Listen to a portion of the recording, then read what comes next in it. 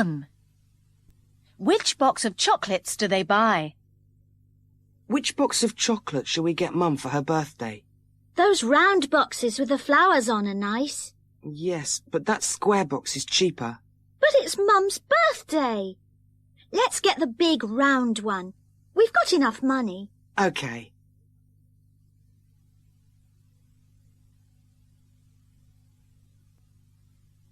Two. When's Wendy's birthday? Wendy, you're 21 on Saturday, aren't you? No, my birthday's on May the 18th. Well, Saturday is the 18th. No, it's not. It's the 16th.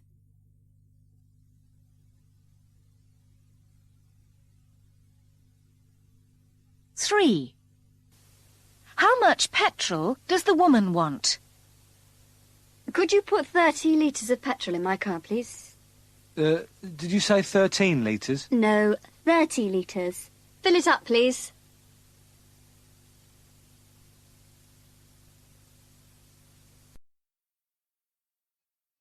Four. What time is the woman's hair appointment? I'd like to make an appointment to have my hair cut, please. This Friday or Saturday in the morning, if you can manage it. Let me see. We can do Friday at 10 or 11:30. Then on Saturday there's 9:30 or 12 o'clock. I'll take the earlier one on Saturday, please.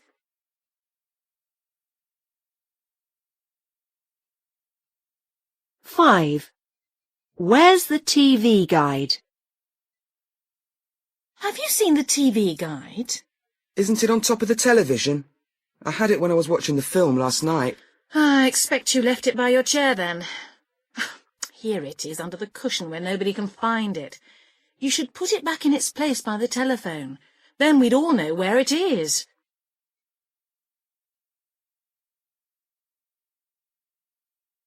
Six.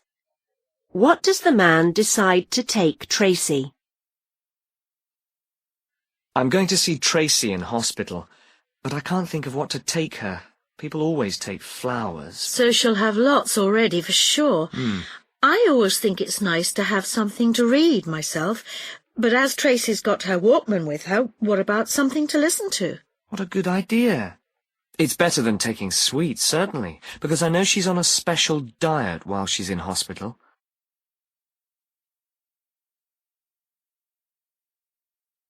Seven. Which sport has the man just started? Hi, how was your holiday? Great. Really good windsurfing and sailing. You know how much I enjoy them. And horse riding. I really want to go again now I've tried it. And the swimming pool was wonderful too. Much warmer than the one I usually swim in. Holidays are just too short. 8. What was damaged in the storm? Was the roof of your house all right after the storm, Anna? I saw a workman there with a ladder today. I'd had the roof repaired recently, so that wasn't a problem. The workman was putting some new glass in an upstairs window. I think a branch from a tree broke it when it fell off in the wind. I was quite lucky. It didn't damage my car, which was parked right under the tree. John! Oh, Louise, hi. I've just arrived for my singing lesson with Mrs. Thompson. What are you doing here? I've come for a singing lesson too. Well, if it's a secret, I won't tell anyone. It's okay, Louise. I'm going to be in a musical show, so everyone will know soon. Really? But can you actually sing, then? Well, I was taught to sing at school, you know. But now I'm in the show, I thought I'd better have a few more lessons. Good idea. What do you think of Mrs. Thompson? She's really strict, isn't she? She is, but I think if you want to sing properly, then she's the best teacher. You don't have to like her to see that she's really brilliant. Oh, I suppose so. It's just that she makes me feel so nervous. How did you get chosen for the show? Well, I went to see a few musical shows before Christmas. I don't know why, because I'd never really liked them before. And I thought I'd like to do that. So I tried for a part in the show at the Regent Theatre and got it. Well done. So have you actually done a show yet? Yes, we've done a practice show just for family and friends. So how did you feel? Well, when we'd finished, I wanted to cry because I was so delighted that I'd actually got through it without making any big mistakes. But did people like it? Yes, they did. And it was great to have an audience. I would love to be able to sing and have everybody listen and clap. It's quite hard to do a musical show, actually. You have to dance as well as sing. It's hard work to get it right. Oh, I wouldn't be keen on that. I'm only a singer, really. When does the show open? On the 9th of October. Would you like a couple of free tickets? Oh, yes, thanks. I'm talking to Jackie Gould, who's a very proud mother. Both of her daughters, Olivia, aged 12, and Alicia, 7, are currently appearing on the stage of the world-famous London Palladium Theatre in the musical The Sound of Music. Olivia and Alicia survived 6 auditions to be picked from 1,000 hopefuls for the group of 7 children playing the Von Trapp family in the show. So, how did it all come about? Well, until last year, the idea of them appearing at the London Palladium would have been unthinkable for our family. Things started to happen when Olivia auditioned for a production of the show Annie at the local theatre. She auditioned for the chorus and by chance got the leading role instead. That's a very big role, the leading one in Annie, isn't it? Yes. For Annie, Olivia had to learn more than 200 lines. She was on stage for most of the 2-hour show.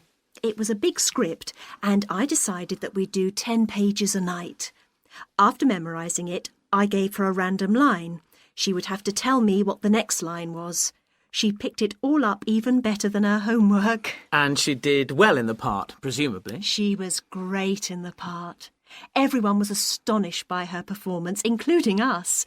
She had always been very shy, and she suddenly came out of her shell. We found that she could really sing. A member of the stage management team for the show was taking over a local agency and asked her to sign up.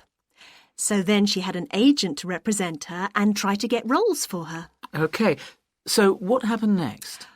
Well, Olivia was turned down for a part in the musical Mary Poppins. She reached the last 10 for the role of Jane Banks. She didn't get the part and was distraught. But she quickly picked herself up, and then we took both children to the Palladium auditions for The Sound of Music. Now open your questions paper and look at Conversation 3. You now have 25 seconds to look through the questions and the options in each question. Hello, Kira. How are you? Fine, thanks, Paul. How are you? Well, thanks. It's good to see you. It must be 12 months since you did our course. That's right. It's nice to come back and say hello.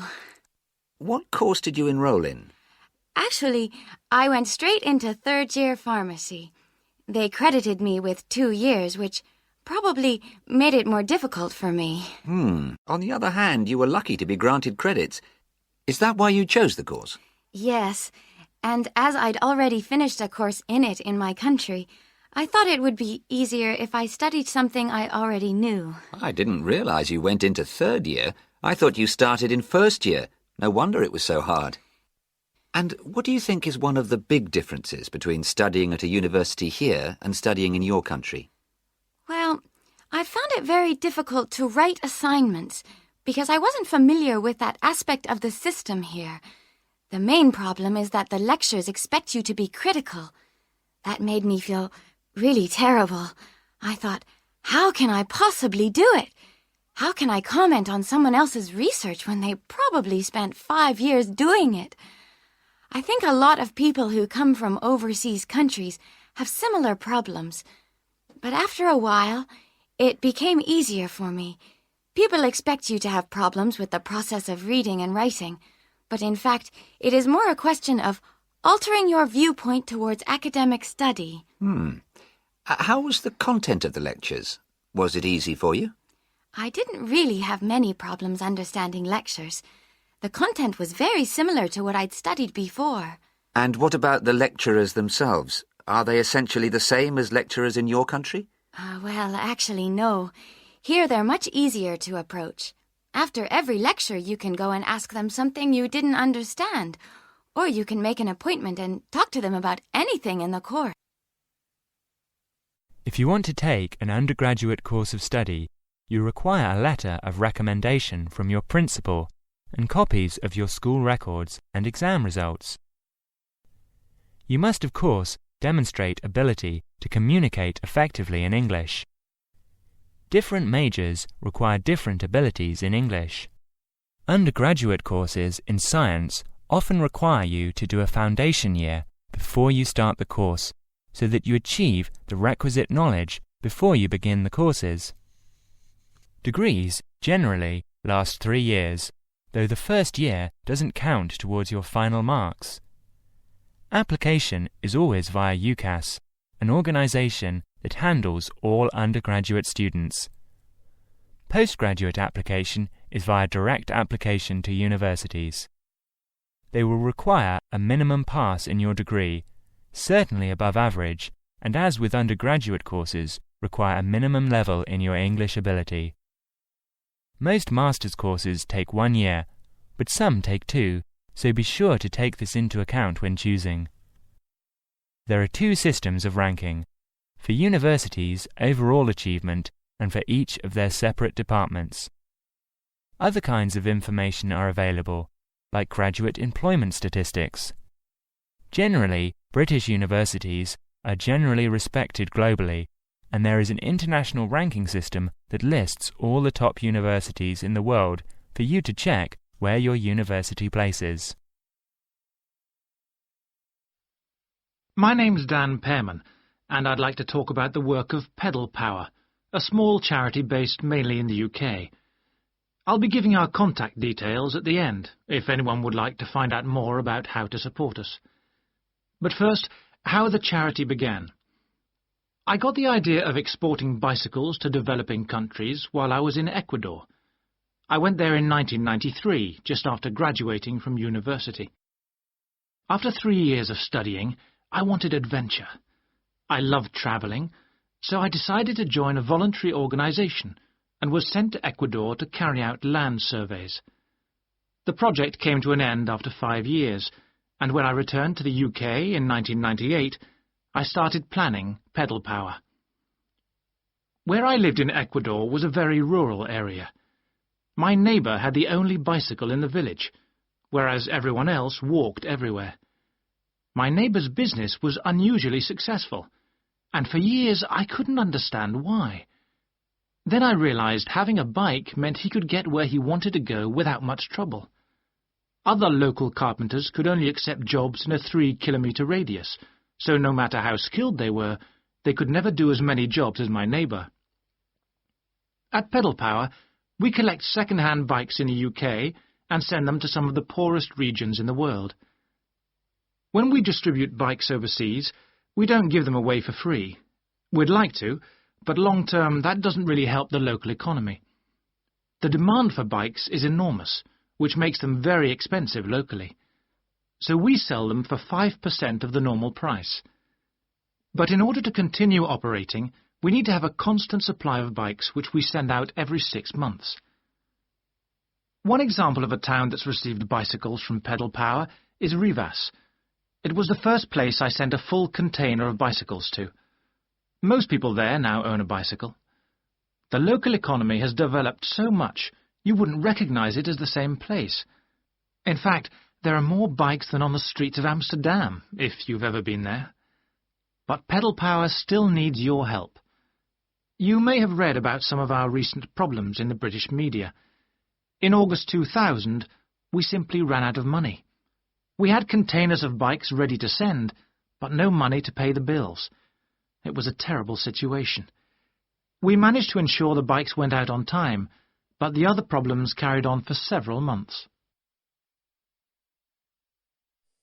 Today's Health Council is presented by Paula Clayburgh, who is the Chief Counsellor at Liverpool's famous pain clinic, the Wilton Clinic. Paula. Do you know what Prince Charles Sevi Ballesteros and Elizabeth Taylor have in common? They all suffer from chronic back pain. In fact, bad backs are one of the most common health problems today, affecting people in all walks of life. The most recent available figures show that about 250,000 people are incapacitated with back pain every day. And many sufferers don't know the cause or the solution to their problem. The majority of our patients at the clinic tend to be women. They are especially vulnerable because of pregnancy, but also because of osteoporosis, which I personally believe to be the major cause of problems for women. I have many women patients who say they have completely given up exercise because the pain makes them so miserable. But of course, that starts up a vicious circle.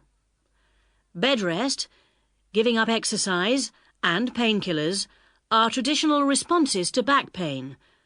But although there are many excellent drugs on the market, at our clinic we're beginning to realise the unique benefits of relaxation therapy. Other specialists in the field make a strong case for certain types of exercise, but in our experience they are easily mishandled and can lead to more harm than good. Now let's look at some of the reasons why back pain is developing into such a unique menace. In general, the body is pretty good at self-repair. A strain or a blow to a limb, though painful at the time, generally resolves itself. But the body's response to back injury can be very counterproductive. When pain strikes, we attempt to keep the back as immobile as possible, which makes the muscles tense up. Research shows that they often go into spasm, which causes further twisting of the spine. A vicious circle is underway. The second mistake we often make when stricken with extreme back pain is to go to bed and stay there. Although at the clinic we recognise that a short rest in bed can be helpful, up to 2 days, any longer makes our back muscles become weaker and unable to hold up our spine. The pain, therefore, becomes worse. Another problem is being overweight. Anyone a stone or more overweight who already has back pain is not doing himself any favours. Though it won't actually set it off in the first place, the weight will increase the strain and make things worse. The British diet could be partially to blame for the increase in back pain. That is the end of part 3. Now you have 5 minutes to check your answers and transfer your answers onto the answer sheet. 1. What is John going to do tonight? Hello, Mrs. Brown. Is John there? No, he's out on his bicycle at the moment. Oh. Can he go swimming tonight? Oh, sorry, Paul. He's got a football match tonight.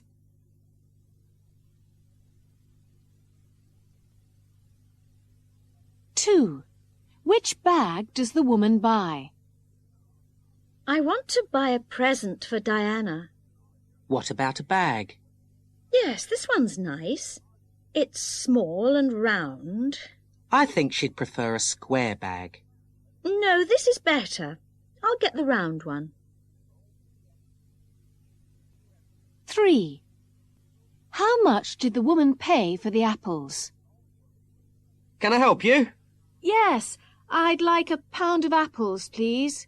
Do you want the ones at 30 pence, 35 pence, or 40 pence? The ones at 30 pence, please.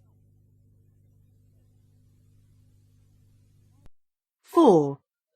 When must the boys get on the coach? The football match starts at 2:30, but we should get there at 1:30. The coach will pick us up at 10 to 1, as it'll take us about 40 minutes to drive there. So we'll meet in the school car park. Don't be late, boys, will you? 5. What fruit do they take? Mum, have we got any fruit to take on the picnic? There were some oranges and bananas. Here are the bananas. Let's take those. Oh, the oranges have all gone. What about taking some grapes or apples as well? OK, let's take the grapes. That'll be enough.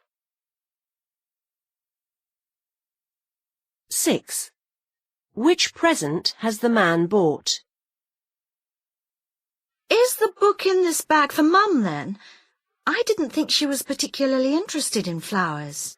I thought she'd like it, to give her some good ideas for the garden. And even if she never reads it, it's got some lovely photos. I thought you were going to get those gloves I showed you in that shop last Saturday. They match the scarf I've bought her. 7. Where are the photographs? Have you seen my new passport photographs? I put them on the bookshelf. Oh, here they are, with your coffee cups. I hope they aren't dirty. Oh, sorry. I was showing them to Pat. He says they make you look like that newsreader on the television. 8. What did Ben break? Ben, what's this broken cup doing here? Oh, sorry, Mum. I had an accident when I was washing up.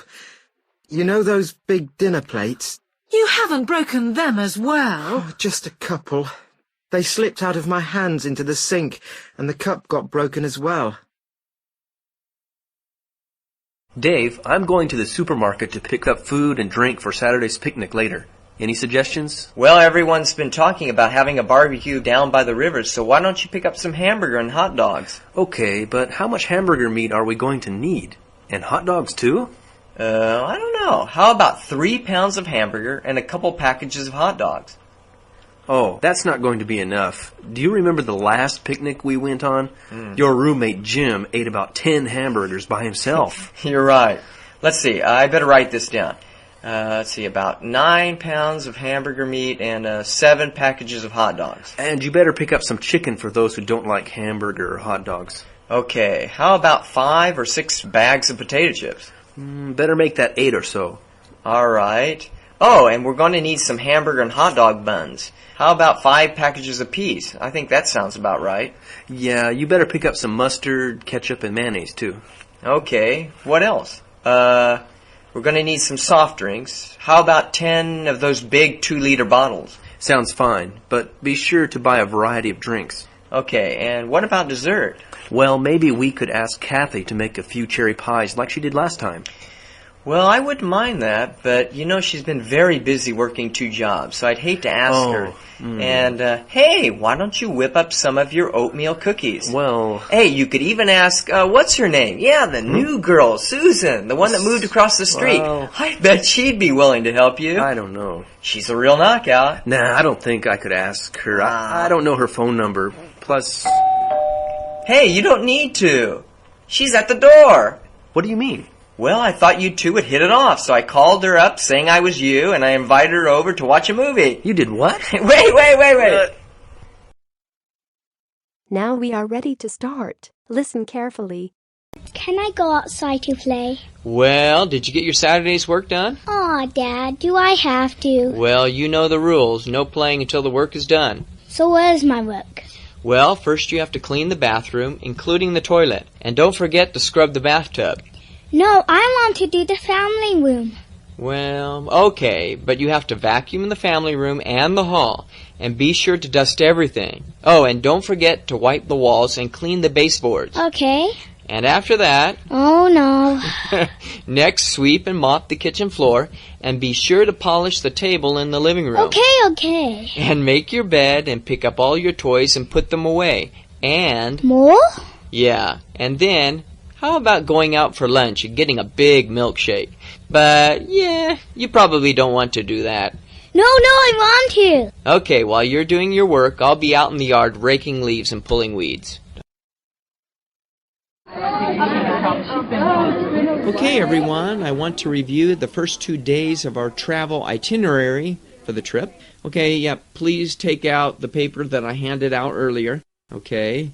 First of all, we have been very fortunate to have been able to purchase discount tickets to cover most of the transportation costs and scheduling activities. And I want to also thank the group of parents who worked very hard in order to raise funding through different businesses in the community. I really appreciate that.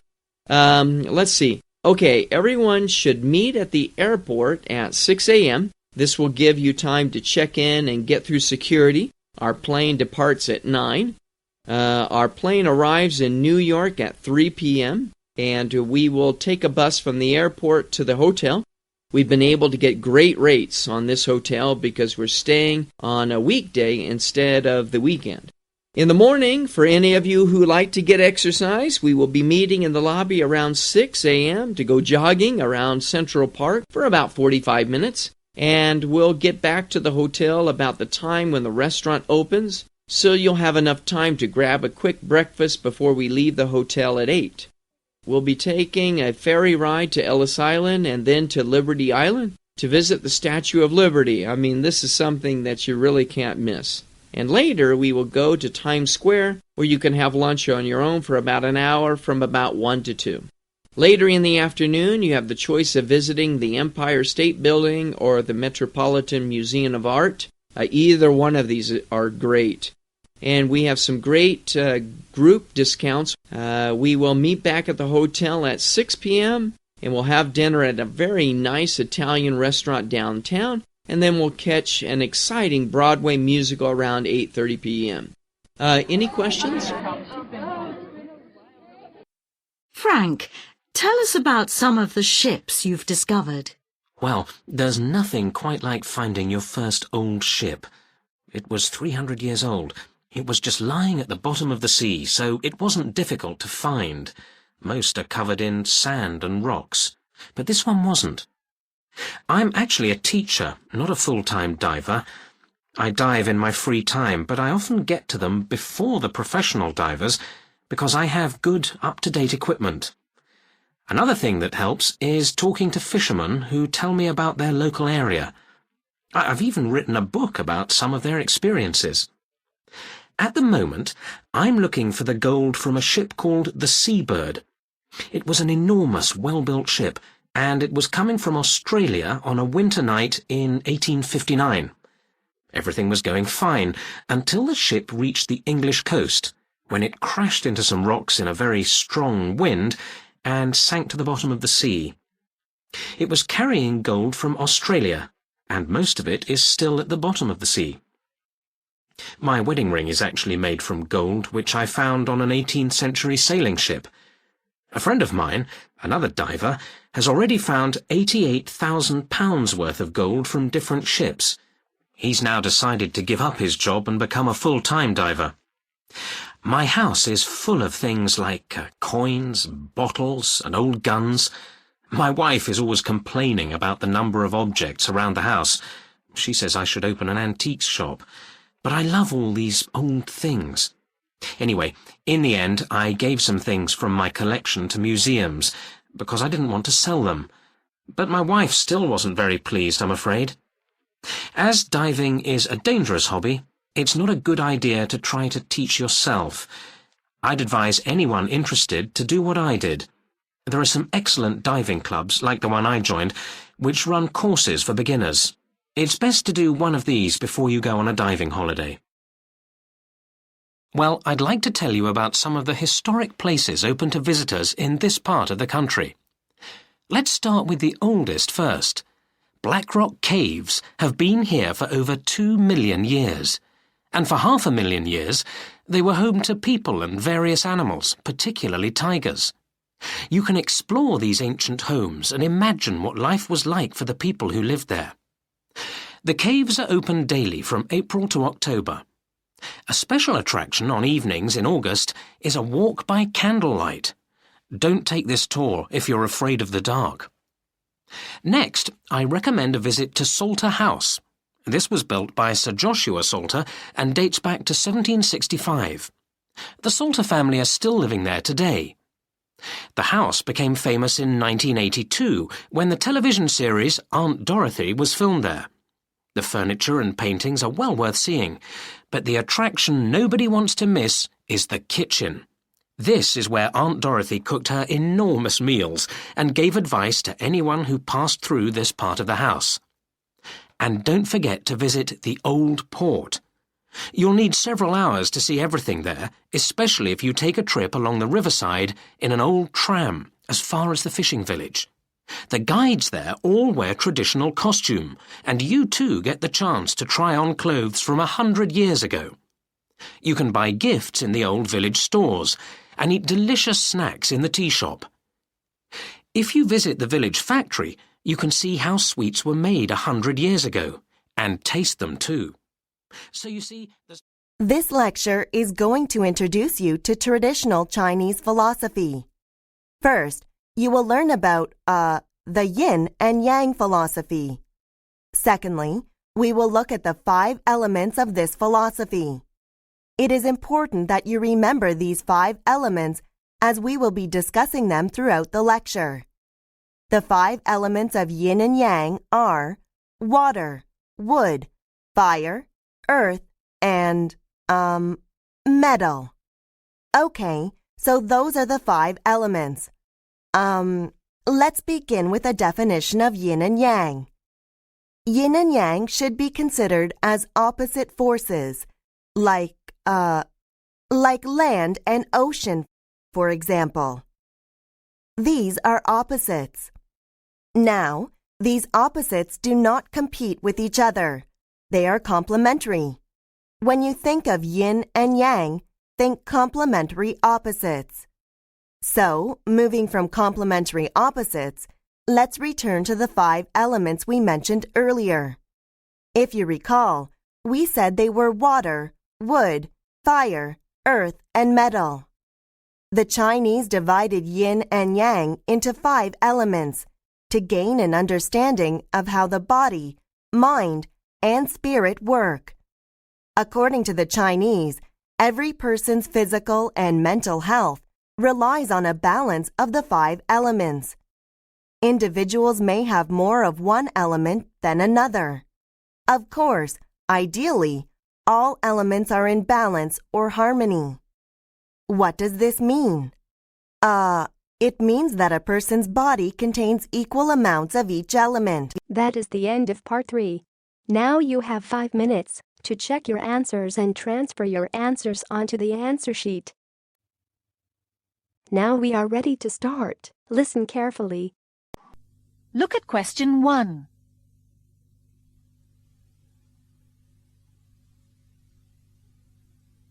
One. What time is it? Have you got the right time? I think my watch is wrong. It's 2:30. My watch says 20 past.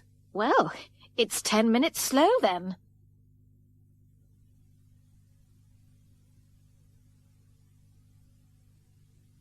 Two. What's Michelle going to read? Can I read your newspaper, Michelle? Didn't you bring a book with you? Yes, but it's not very interesting. Oh, here you are. I'll read this letter from John.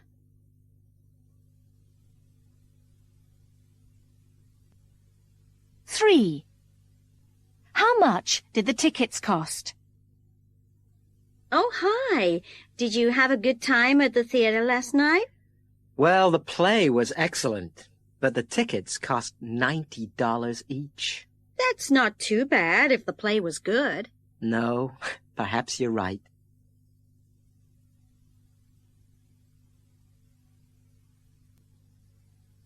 Four.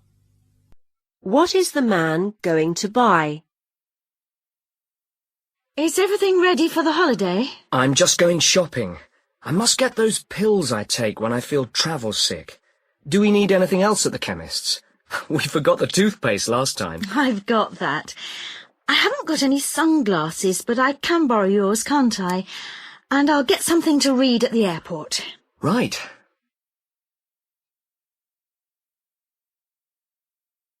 Five. Which dress is Kate talking about?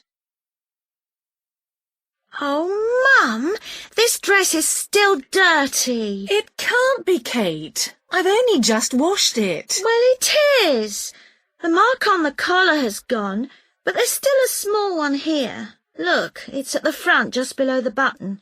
It's where I spilt some Coke last week.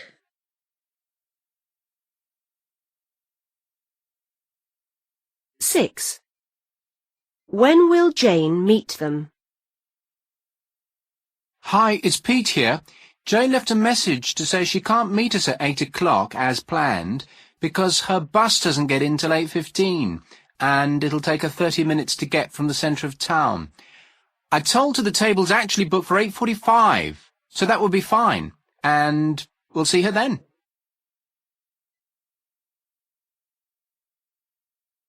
Seven. Which morning activity is for beginners? At 10 a.m. tomorrow morning there will be swimming lessons at both intermediate and beginner level. Then there will be volleyball practice at 11:30 for all those of you who are already in one of the teams. Also in the morning, for those of you who already know how to sail, there's a chance to do some practice on your own. There will be lessons in both sailing and windsurfing for beginners after lunch. 8. Which painting does the woman decide to buy? They're all nice, but you see a lot of flowers everywhere these days, don't you? So that wouldn't be my choice. The same goes for animals, actually, although I do quite like the one of the horses. So it looks like it'll have to be the one with the boat. It will be a change from that bowl of fruit I've had on the wall all these years, anyway. Bye, Mum. See you later. How are you getting to college? It's already 9:05. You've missed the bus. Are you going to walk? No, I'm borrowing your car, remember? Oh, Matthew, I need it today. If you want to borrow the car, you need to ask me several days before. Sorry, you're going to have to walk. It just isn't convenient today. But I did ask you. We talked about it last week, don't you remember? I've promised to help Alan move all his books and things after my lecture today. He's moving to a new flat and his car's broken down. I've got to help him move his things. He can't stay in the old flat after today. I promised him. All right, all right. Of course you must keep your promise. I remember now, you did tell me, but I thought you said next Wednesday. You said the 9th. And that's next week when I'm in Birmingham for a meeting, so I shan't need the car. I didn't ask for it next Wednesday. I've got an exam next Wednesday. I can't help Alan when I'm doing an exam, can I? No, I suppose not. Well, I expect you're right. I didn't write it down, so it's my fault. Next time, we must both write it down and make sure we write down the same date. OK. So, can I have it today? I need to go or I'll miss my lecture. Well, what am I supposed to do? I need to be at work in half an hour. Well, I'll give you a lift there on my way to college. How about that? I suppose I haven't got much choice. Come on, then. OK, now we come to our regular spot on extreme sports. And this week, our fearless reporter, Tom Walker, has been trying out something called indoor skydiving. And he's with me now. Tom, what's this all about? Well, it's the same as skydiving. Jumping from an aeroplane and free-falling through the air without opening your parachute for some time, except that you do it in an indoor wind tunnel. And there's no plane and no parachute, and so I was told, no danger. So it gives you a taste of doing an extreme sport, but it isn't quite so extreme. Right. Now, where did you do it? I did it in a vertical wind tunnel at an adventure sports centre called Runway. What exactly is a vertical wind tunnel? Well, it's a tunnel that gets filled with air. The air is provided by 4 enormous industrial fans, of a kind that usually provide air for underground systems. These fans produce a column of air that rushes through the tunnel from below at more than 160 kilometres per hour. When you're in the tunnel, you float on this air. The machine has been described as being like an enormous hairdryer. It allows you to fly as if you had fallen from a plane, but you are only 2 metres off the ground. And it's completely safe, is it? Yes. There are bars across the top of the tunnel to stop you flying off, up and out of the tunnel. The tunnel is 4 metres wide and has glass walls. The only small problem you might have is that you keep bashing into these walls. But you're not really going to hurt yourself a lot by doing this. The only injuries you are likely to get are sore elbows and knees. In fact, it's so safe that the centre is open to anyone over the age of 4. In America, where the idea was invented by the military in 1994, pensioners in their 80s regularly have a go. Hi, Yun. As you know, I've asked you here today to discuss the future of our Self-Access Centre. We have to decide what we want to do about this very important resource for our English language students. So, can you tell me what the students think about this? Well, from the students' point of view, we would like to keep it. The majority of students say that they enjoy using it because it provides a variation on the classroom routine, and they see it as a pretty major component of their course. But we would like to see some improvements to the equipment, particularly the computers. There aren't enough for one each at the moment, and we always have to share. Well, yes, the teachers agree that it is a very valuable resource. But one thing we have noticed is that a lot of the students are using it to check their personal emails. We don't want to stop you students using it, but we think the computers should be used as a learning resource, not for emails. Some of us also think that we could benefit a lot more by relocating the Self-Access Centre to the main university library building. How do you think the students would feel about that, Yun? Well, the library is big enough to incorporate the Self-Access Centre, but it wouldn't be like a class activity anymore. Our main worry would be not being able to go to a teacher for advice. I'm sure there would be plenty of things to do, but we really need teachers to help us choose the best activities. Well, there would still be a teacher present, and he or she would guide the activities of the students. We wouldn't just leave them to get on with it. Yes, but I think the students would be much happier keeping the existing setup. They really like going to the Self-Access Centre with their teacher and staying together as a group to do activities. If we could just improve the resources and facilities, I think it would be fine. Dolls have always fascinated me, and that's why, 5 years ago, I was delighted to be offered the job of running a doll museum. Dolls have existed for thousands of years, and the earliest dolls we know about were found in graves in ancient Egypt. I only wish we could get 1 or 2 for our museum, but we haven't unfortunately got anything as old as that in the museum. All the same, we have got examples from Europe from the 12th century, but my favourite early dolls are actually from the 17th century. They interest me not just because they are early, or fairly early, but also because of the clothes they're wearing. They have their original clothes, and from them we know what the owners wore, since dolls in those days were always dressed like their owners.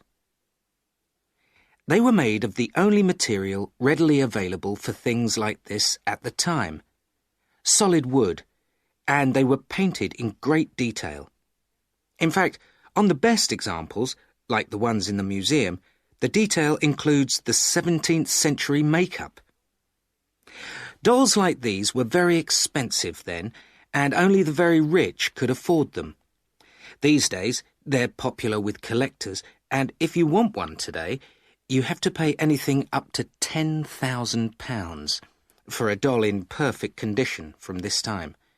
By the way, what makes them so valuable is that, as far as a collector is concerned, a doll is only worth collecting if it is in perfect condition, and that means having the original clothes. Doll collecting has become very fashionable since the museum opened, with people interested in dolls from every period, including later dolls. There's great interest in 19th century examples, when dolls were no longer made of wood, but began to have soft bodies and real hair. They were very delicate, and few have survived, meaning such a doll would be worth about £2,000, perhaps a bit more. Later, in the 19th century, you could often take off the doll's hair. If you can often see the maker's name underneath. And of course, the right one increases a doll's value. There was a really big change in dolls at the beginning of the 20th century. In the museum, we have one of the earliest examples, from about 1909, of a doll that's a model of a baby. Previously, all dolls, the earlier ones, were little adults. Now open your question paper and look at Talker Lecture 2. You now have 35 seconds. Listen carefully. Hello, I'm Stephen Mills. I will travel with you on the Tiger Tour to India, but I'm not your tour guide. I work as an artist, and I'm going to take some photographs of tigers so that I can use them when I paint some pictures later. An expert guide will join the group when we arrive in India, but I'm leading the group until then. We leave London on the 6th of November, arriving in India the following day. It's a good time of year to visit the wildlife park where the tigers live. The rainy season finishes in October, and later in the year the park gets more crowded and the tigers become shy. We'll spend 10 days in the wildlife park. There are 20 other types of animal and 300 types of bird to see, as well as tigers. There are 18 of us all together, and everything is organised for our comfort by the tour company. For example, although we're in the jungle, we won't have to sleep in tents. The hotels where we'll stay are all very comfortable.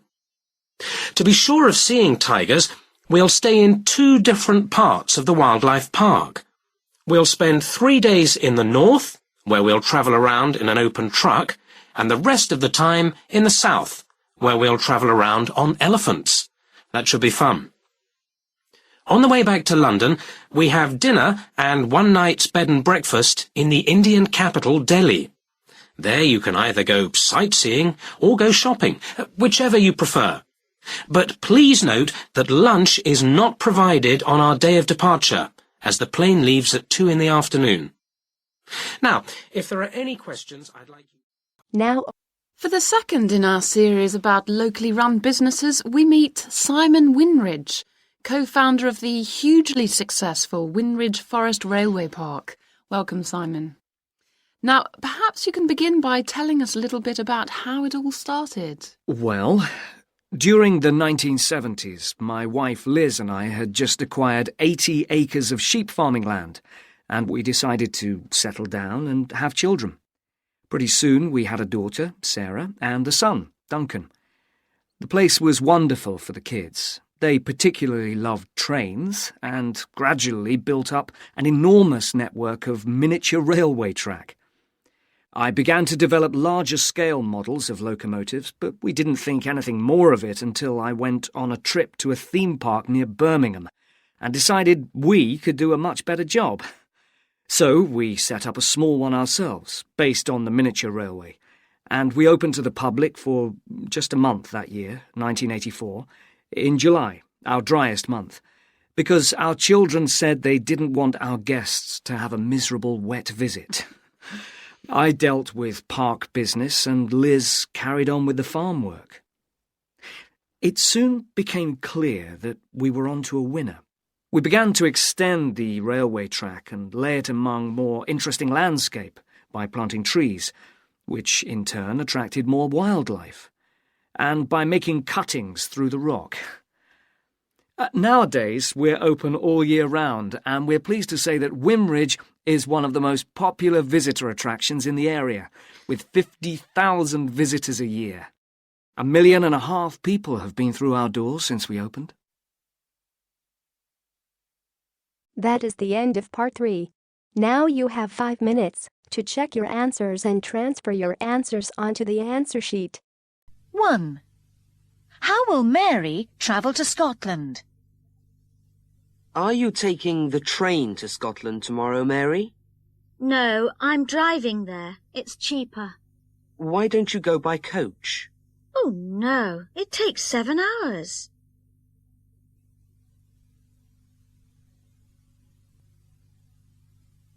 Two. Where are the shoes? Mum, have you seen my brown shoes? Yes, they're under the table. No, they're not. I left them on the chair this morning, but they're not there now. There they are, under the window.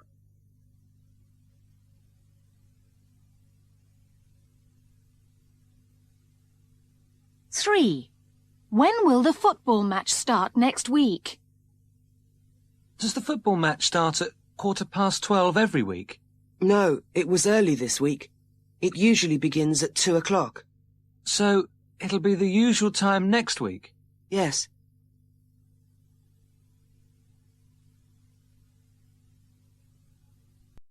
Four. What is the man selling? And this is the latest model by MacPoint. You'll find it's even quicker at doing your washing up and needs less water. And it's very easy to use, as easy as turning on your shower.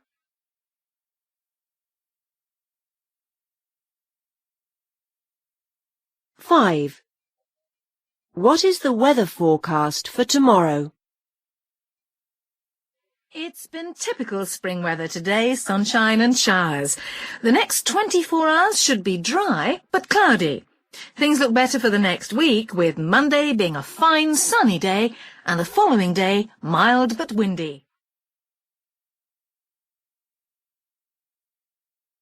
Six. Where will the woman go first after work? Are you and Sarah going straight to the restaurant from work tonight?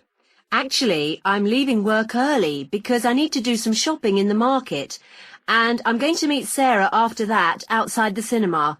She doesn't know where the restaurant is, you see. You're playing tennis after work, aren't you? Yes. So, I'll see you at the restaurant.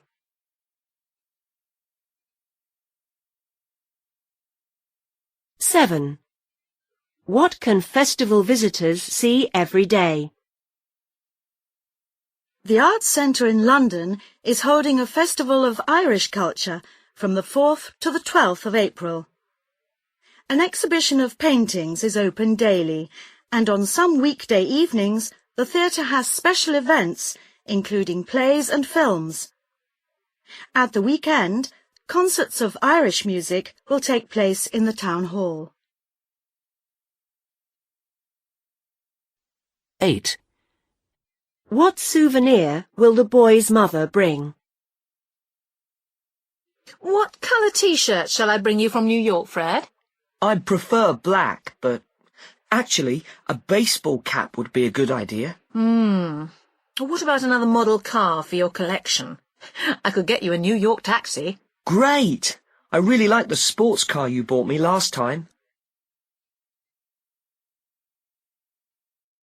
In today's programme, David Green has come along to tell us all about Waterside Shopping Centre near Northport.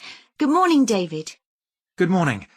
Well, I visited Waterside last week, and I think it has something for everyone, and I would recommend it for a day out.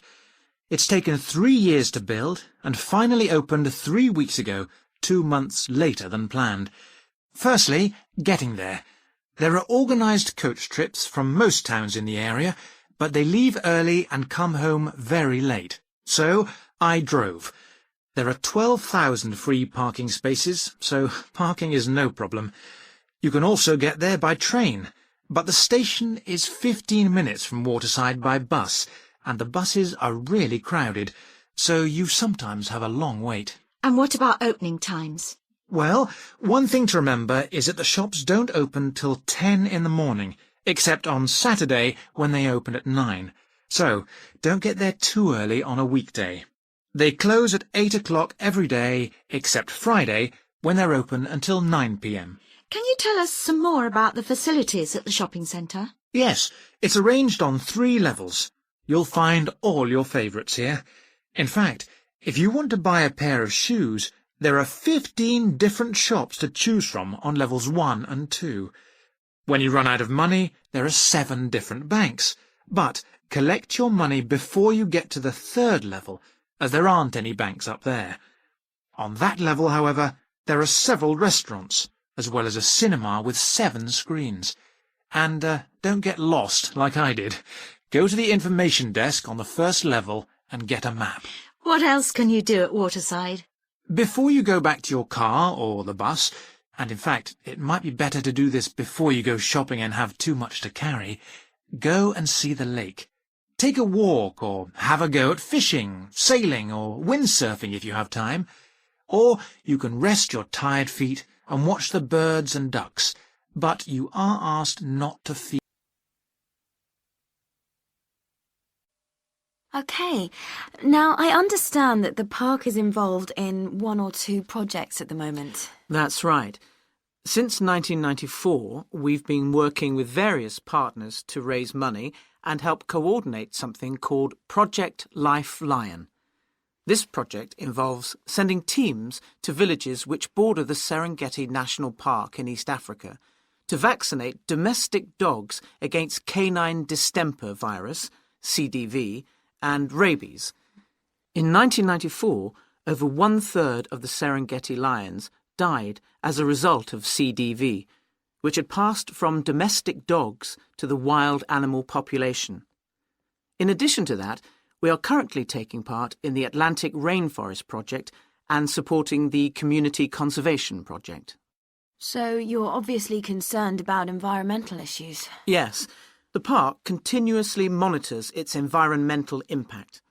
To do that, we have our own independently written environmental management system, which is now being used as a model by other organisations across the UK so that they can establish their own. Now, apart from the day-to-day business of visitors to the park, you also put on events, don't you? Yes. The park is a venue for all manner of corporate events, such as product launches, team building, special events, barbecues. The list is endless. And we play host to many charity and fundraising events each year. For them, we are happy to help with discounted tickets and competition prizes. Now, tell me about the Centre for Television and Radio Training. I gather you're connected with that. Yes, it's our sister company. If you've always dreamed of being a radio presenter, we offer you the opportunity to take the first steps. Hello? Hi, it's Laura Carlton here. We've just arrived at the holiday flat, but I can't get the hot water and heating to work. Oh, right. That's easy. Don't worry. In the upstairs cupboard, you'll find the water heater. You'll see 3 main controls on the left at the bottom of the heater. The first one, the round one on the far left, is the most important one for the heating and hot water. It's the main control switch. Make sure it's in the on position. The switch itself doesn't light up, but the little square below will be black if the switch is off. That's probably what's happened. It's got switched off by mistake. The middle one of these 3 controls, you'll see it's slightly larger than the first one, controls the radiators. If you feel cold while you're there and need the radiators on, this needs to be turned to maximum. The last of the 3 controls, the one on the right, is usually on about a number 4 setting, which for the water in the taps is usually quite hot enough. Below the heating controls in the middle is a small round plastic button. If there isn't enough water in the pipes, sometimes the heater goes out. If this happens, you'll need to press this button to reset the heater. Hold it in for about 5 seconds and the heater should come on again. Then there's a little square indicator under the 3rd knob that's a kind of alarm light. It'll flash if you need to reset the heater. It sounds complicated. I'm sure you won't have any problems with it. There should be some more instructions on the side of the heater. Call me back if you can't make it work. OK. Right, everyone. About the trip to the Jubilee Arts Centre next Wednesday. As you know, we have tickets for the centre's 2 theatres and the concert hall. Those of you with concert tickets will hear piano music by Chopin and Schumann. Those with tickets for the main theatre will see Shakespeare's Twelfth Night, while people going to the smaller theatre will see The Wild Duck by Ibsen. Although all the theatre and concert tickets have gone, if anyone else would like to join us on the trip, I can get tickets for the Arts Centre Cinema to see the Australian comedy film Spider and Rose. The shows begin at 7:30, but we'll leave early so you can spend time looking round the Arts Centre. The coach will leave here at 3:30 and arrive at the Arts Centre at about 4:45. Let me tell you what you can do there. The centre has a lot for art lovers. In the art gallery there's an exhibition of the history of Russian ballet.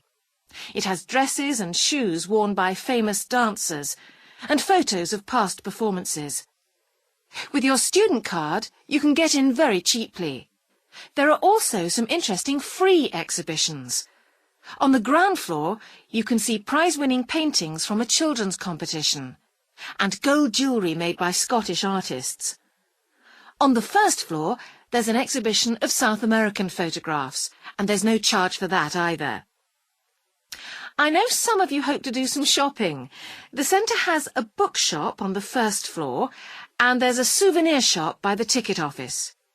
If you're more interested in clothes and shoes, there's a large shopping centre, 5 minutes walk from the Arts Centre. You'll probably want to eat before the show.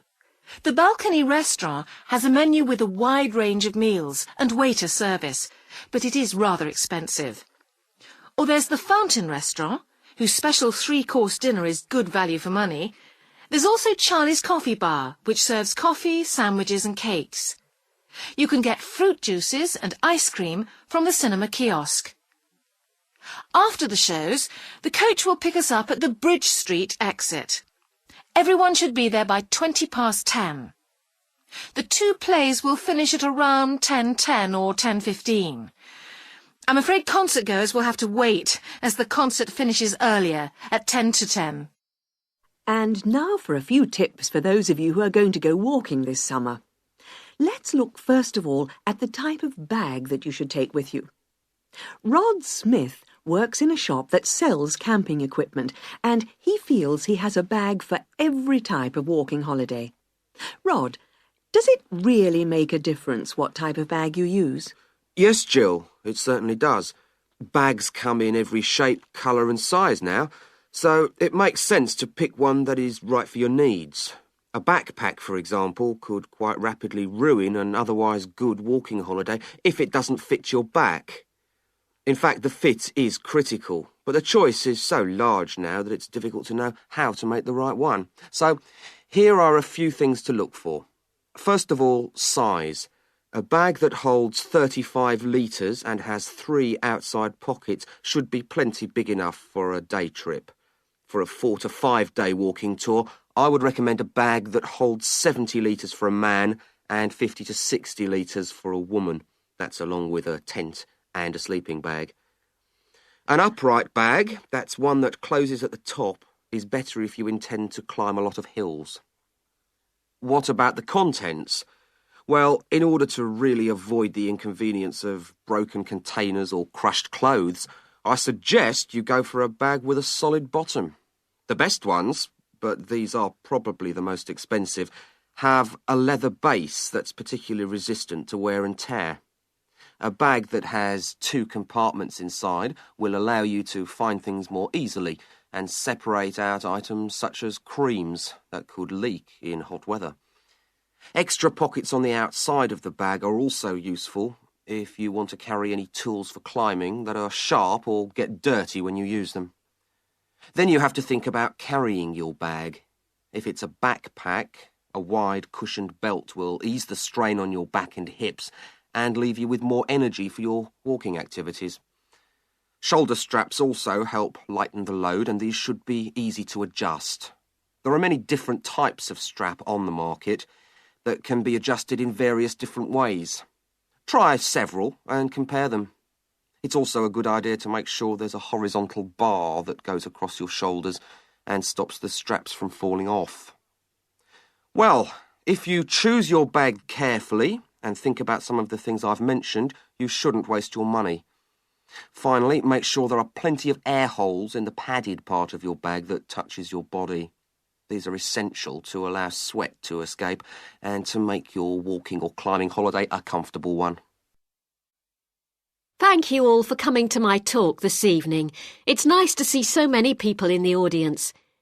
For those of you who don't know very much about PS Camping, let me start by giving you some background information about the company.